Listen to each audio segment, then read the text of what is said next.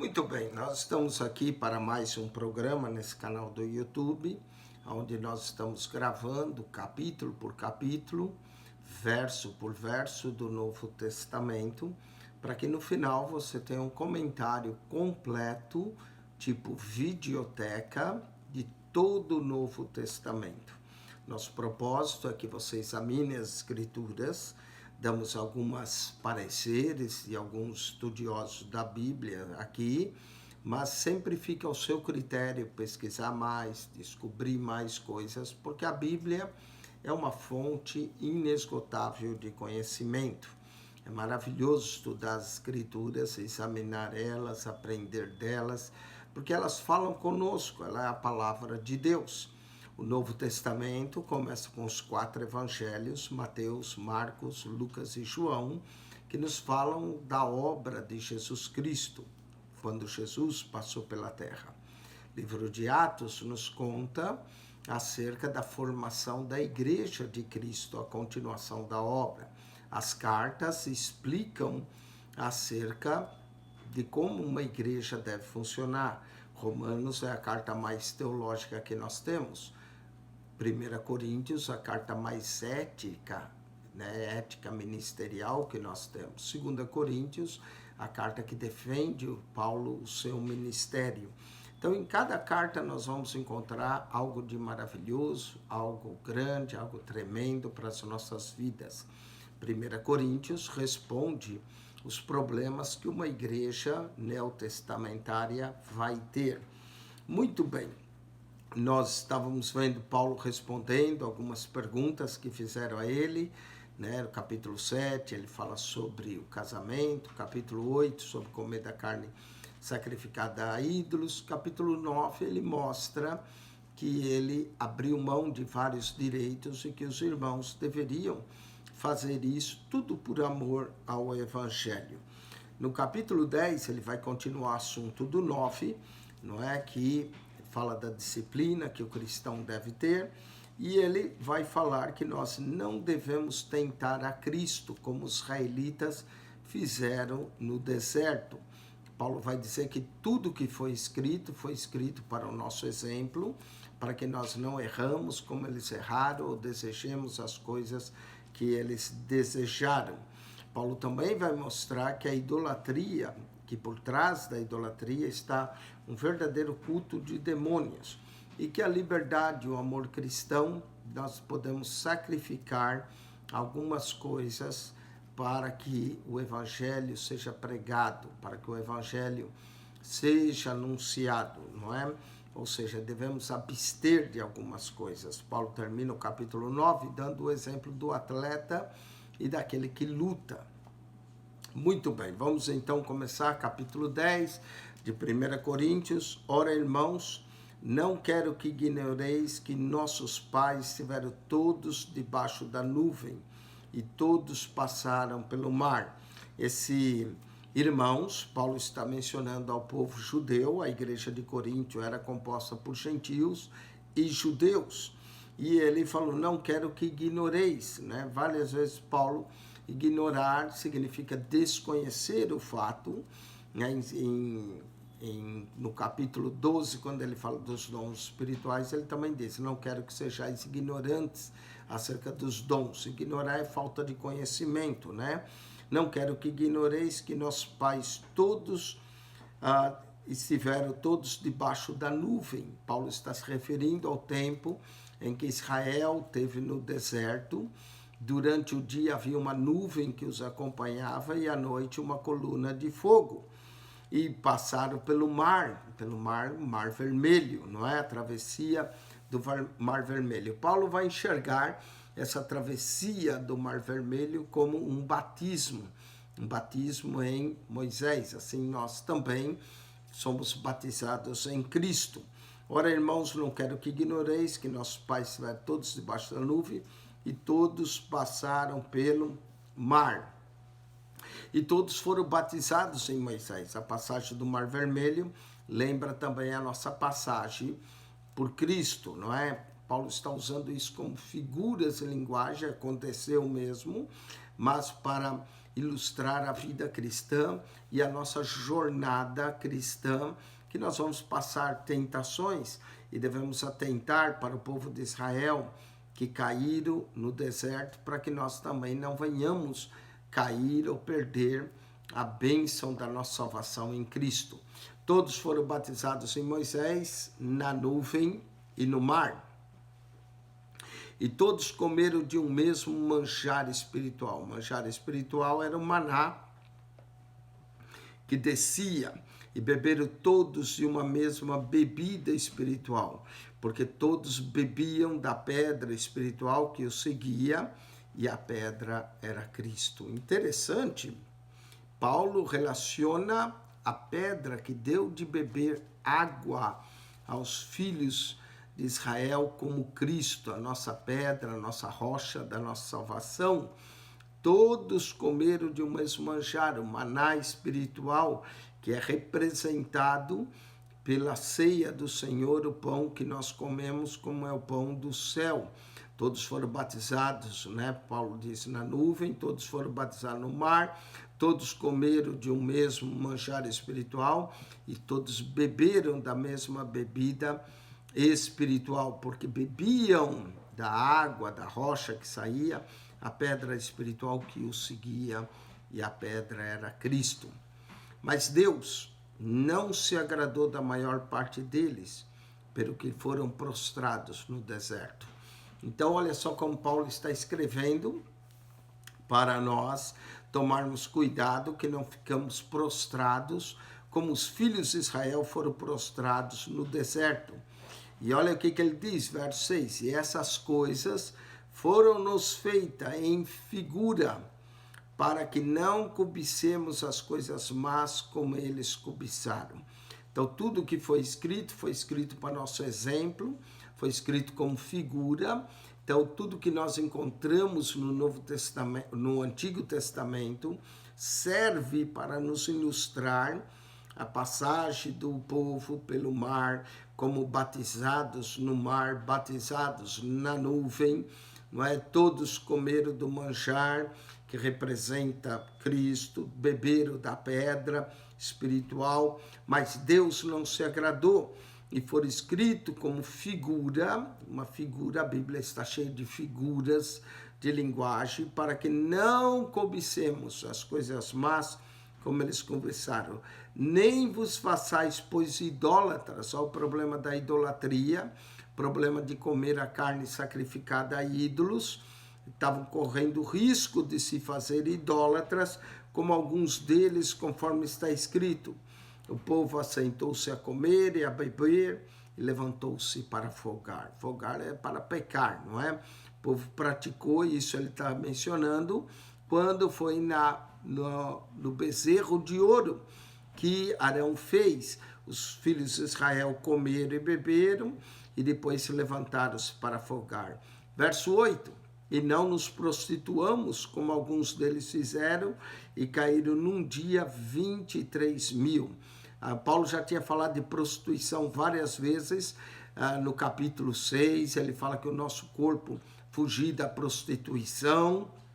O nosso corpo é templo do Espírito Santo. Paulo diz que nós não podemos juntar o nosso corpo a uma prostituta. Ele está mostrando aqui também a carne sacrificada ao ídolo. Paulo está resumindo aquilo que ele tinha falado do capítulo 6, da prostituição, do capítulo 5, de um homem que vivia com a mulher do seu pai, não é? Vai falar da carne sacrificada a ídolos. Cuidado para nós não nos tornarmos idólatras como o povo de Israel. Cuidado para nós não nos prostituirmos como alguns deles o fizeram e caíram num dia 23.000. Tudo isso estava servindo para avisar os coríntios que eles estavam numa jornada, numa corrida, num caminhar, num combater. Paulo usou a figura do atleta, Paulo usou a figura daquele que milita, daquele que combate, de uma batalha, não é? Agora Paulo está usando a figura no deserto para dizer que eles, por causa da idolatria, caíram, Deus não se agradou deles. Por causa da prostituição, eles caíram, como caíram 23.000. e não tentemos a Cristo. Por que nós vamos tentar a Cristo, nosso Salvador, vivendo uma vida de provocação, né, através do pecado, comendo carne sufocada a ídolos, que pode associar com a idolatria, se juntando a prostitutas, como se fazia na cidade de Corinto, que Paulo está falando claramente, não tentemos a Cristo, como alguns deles também tentaram e pereceram pelas serpentes. Paulo lembra o evento, quando eles murmuraram, não é, de Moisés e de Deus, e Deus mandou serpentes venenosas sobre eles.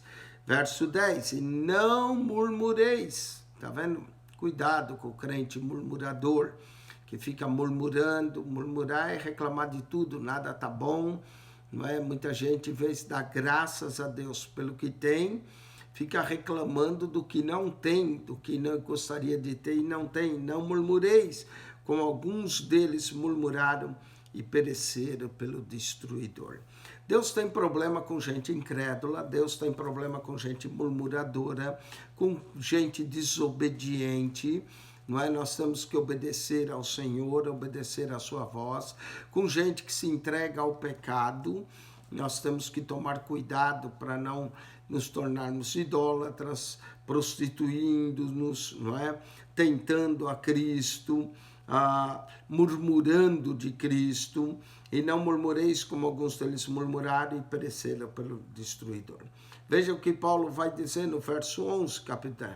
Ora, tudo isso lhe sobreveio como figuras. Tudo o que aconteceu serve para nós como figura. Diz que há 3 tipos de pessoas, né, no mundo. O homem tolo, o tolo nunca aprende, então por isso é chamado de tolo. A Bíblia chama de tolo, no livro de Provérbios fala do tolo, da estutícia.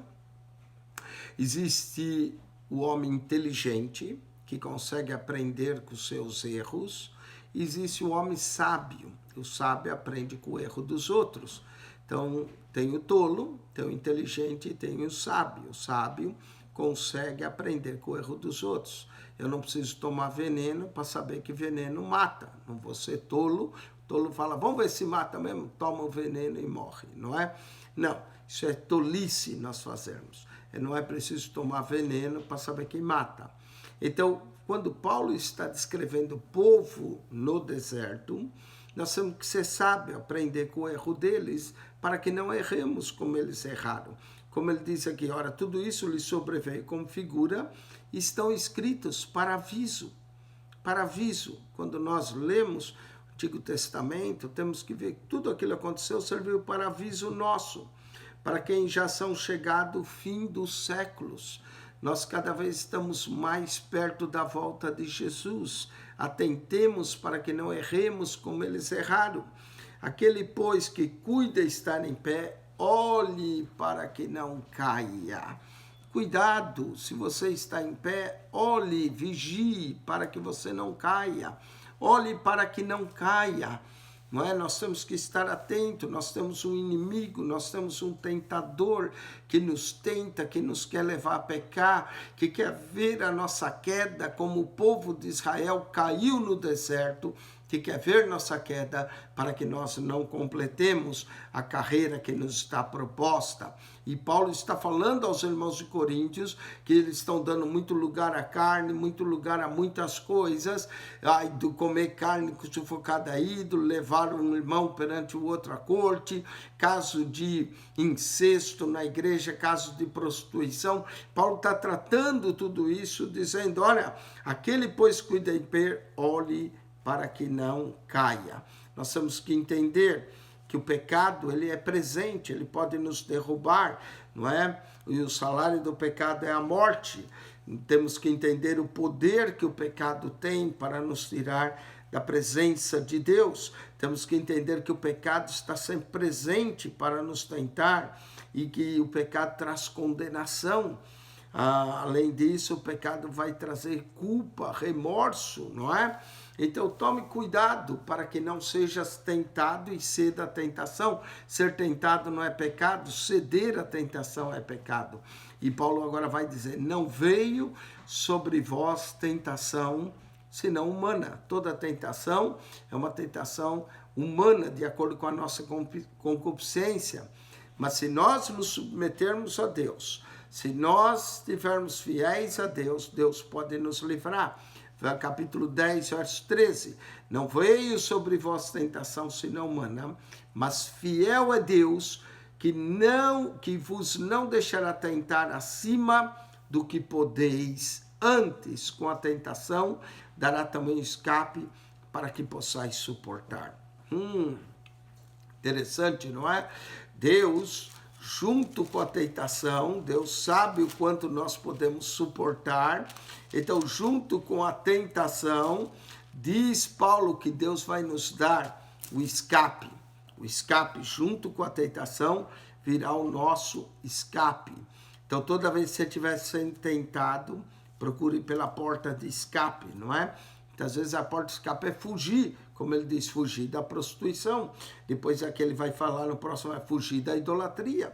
É evitar, é abster-se, é guardar-se, como um atleta que corre por uma coroa corruptível, nós estamos correndo por uma incorruptível. Então, o segredo muitas vezes é fugir, é escapar da tentação, não é? Paulo já tinha dito no 6,18 de 1 Coríntios, fugir da prostituição.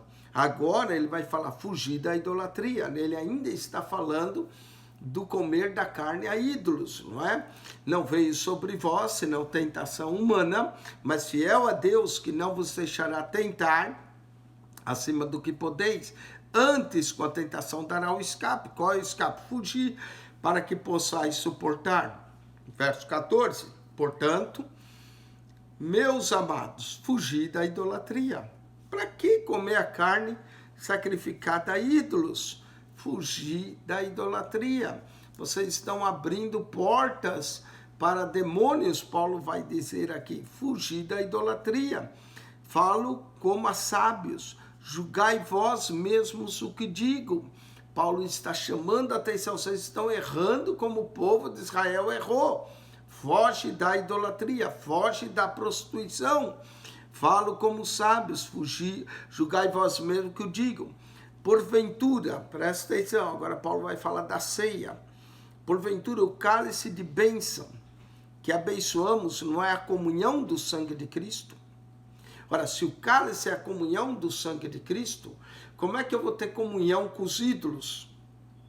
Se o pão que nós comemos, que é o nosso maná, é a comunhão no corpo de Cristo, como é que eu vou comer agora da carne sacrificada, né, a ídolos? Como é que pode?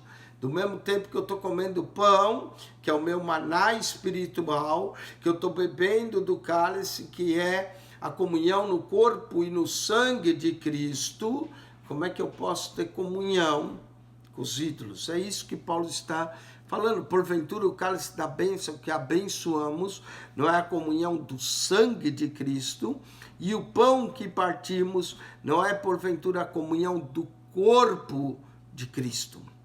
Então, se nós temos a comunhão com o sangue de Cristo, se nós temos a comunhão com o corpo de Cristo, como é que podemos comer da carne sufocada ou sacrificada, né, a ídolos? Às vezes a carne era sufocada que não derramava o sangue, mas aqui a carne sacrificada a ídolos, porque nós, sendo muitos, somos um só pão. Nós somos o corpo de Cristo e um só corpo, porque todos participamos do mesmo pão.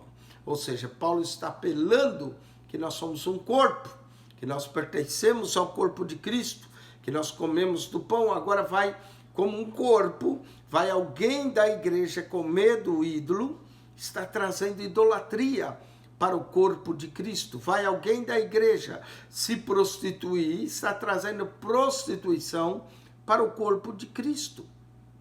Aí é que está o problema, né? Existe o pecado individual, existe o pecado coletivo. Toda vez que eu peco individualmente, eu afeto a minha vida. Mas eu tenho que entender que o meu pecado individual não afeta só a mim.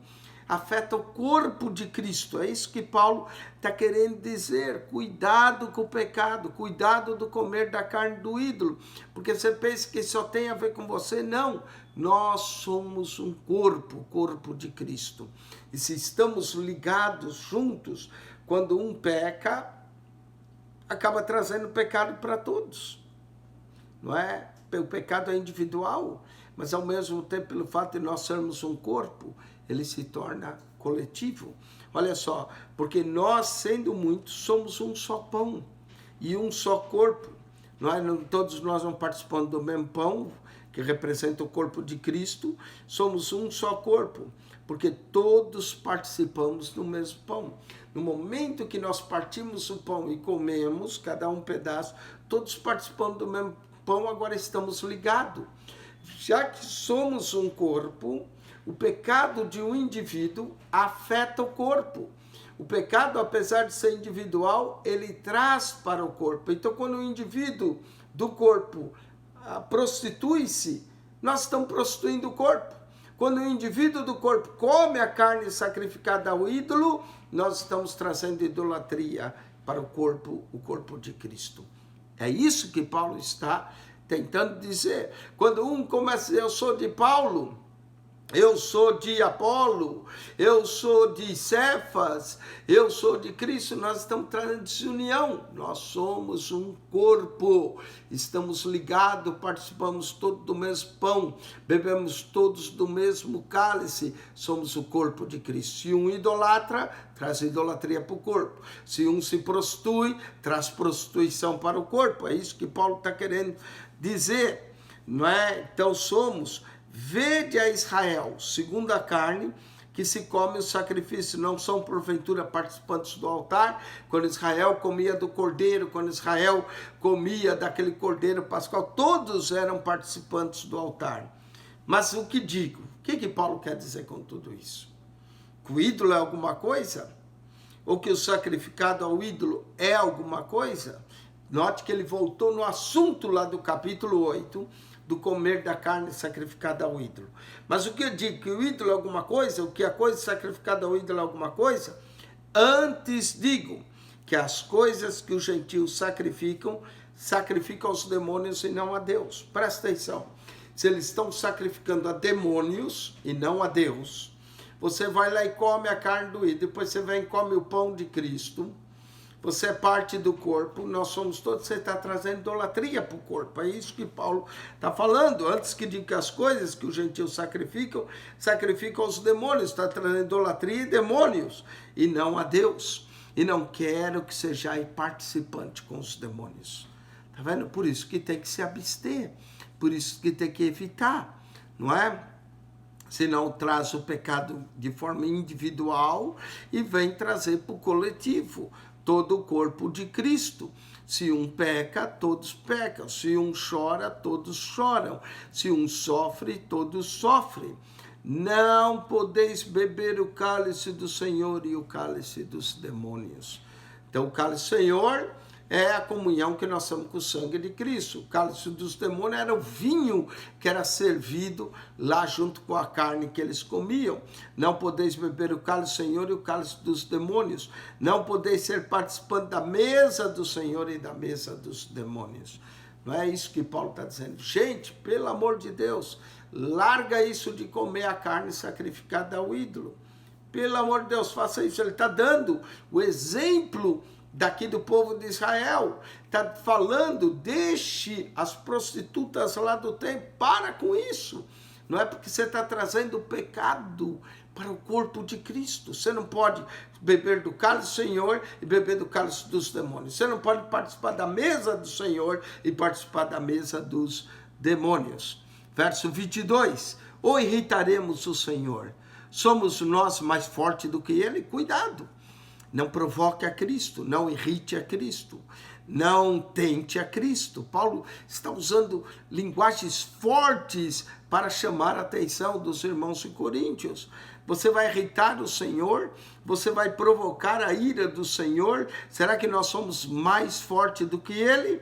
Novamente, Paulo vai dizer, todas as coisas me são lícitas, mas nem todas as coisas convêm.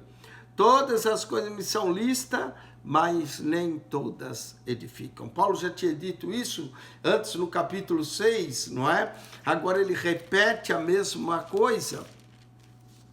Paulo tinha dito no capítulo 6, verso 12, todas as coisas me são lícitas, mas nem todas convêm. Todas as coisas me são lícitas, mas eu não deixarei dominar por nenhuma. Agora no capítulo 10, verso 23, todas as coisas me são lícitas, mas nem todas as coisas convêm. Todas as coisas me são lícitas, mas nem todas as coisas edificam.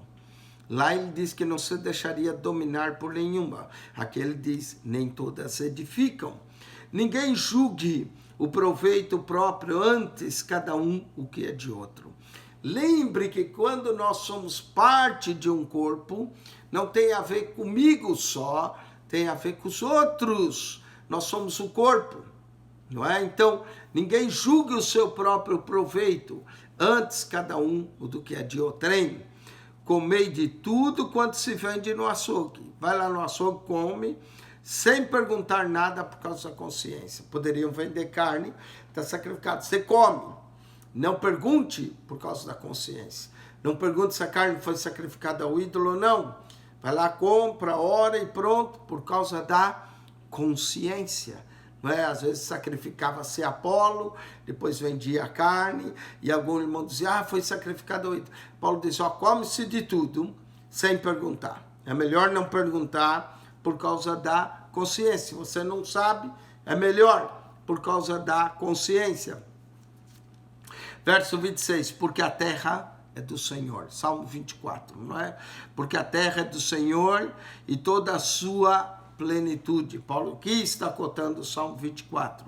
E se algum dos infiéis vos convidar, olha, agora alguém não crente convidou você para ir lá, e quiseres ir, comei de tudo quanto se puser diante de vós, sem nada perguntar por causa da consciência.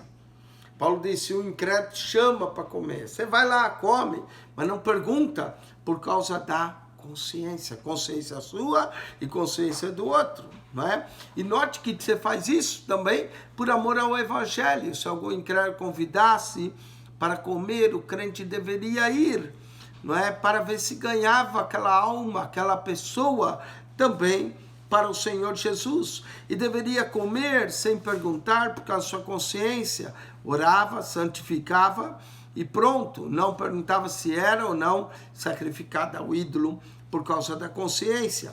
Mas se alguém vos disser, contudo, se alguém vos disser, isso foi sacrificado aos ídolos, não comais. Esse era o conceito. Então, se você não soubesse, comeu na inocência. Mas a partir do momento que alguém disse, isso foi sacrificado ao ídolo, Paulo disse, não coma.